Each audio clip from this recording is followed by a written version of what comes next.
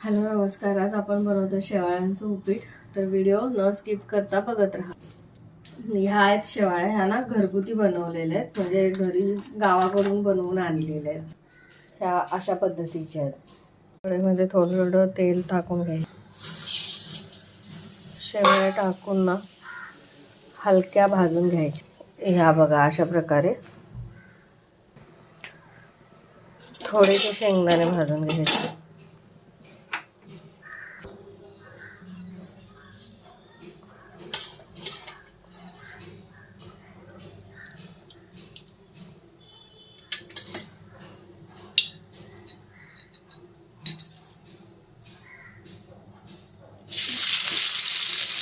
कढईमध्ये ना फोडणीसाठी तेल टाकून घ्यायचं. कांदा टाकून घ्यायचा. कांदा टाकल्यानंतर थोडा गुलाबी होईपर्यंत परतून घ्यायचा. जरा गुलाबी होईस्तोवर हलवून घ्यायचा आणि त्याच्यानंतर त्याच्यात टोमॅटो, मिरची असं सगळं टाकायचं. ते पण जरा छान परतून घ्यायचं.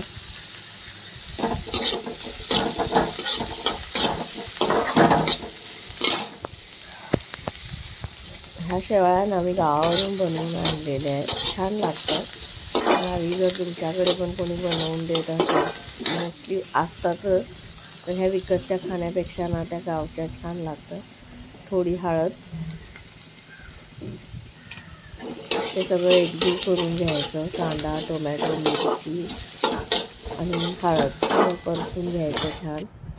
आणि नंतर त्याच्यामध्ये पाणी टाकून घ्यायचं आहे. पाणी टाकून त्याला ना छान उकळी येऊ द्यायची. मीठ टाकून घ्यायचं, उकळी येऊ द्यायची. उकळी आल्यानंतर मग त्याच्यामध्ये आपण शेवाळ्या टाकणार आहोत. अशी छान उकळी येऊ द्यायची.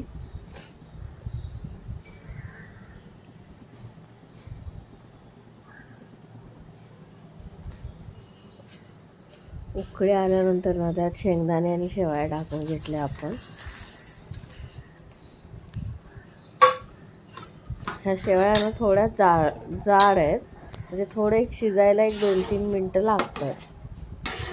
त्या आपण ज्या हिसल्या घेतो ना, अशा पातळ अशा केसासारख्या असतात, त्या पटकन शिजतात.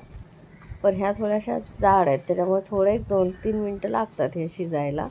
आणि अशी छान कोथिंबीर टाकून घ्यायची आणि छान उकळून ते शिजू द्यायचं. चांगलं होतं ते, छान लागतात. करून बघा.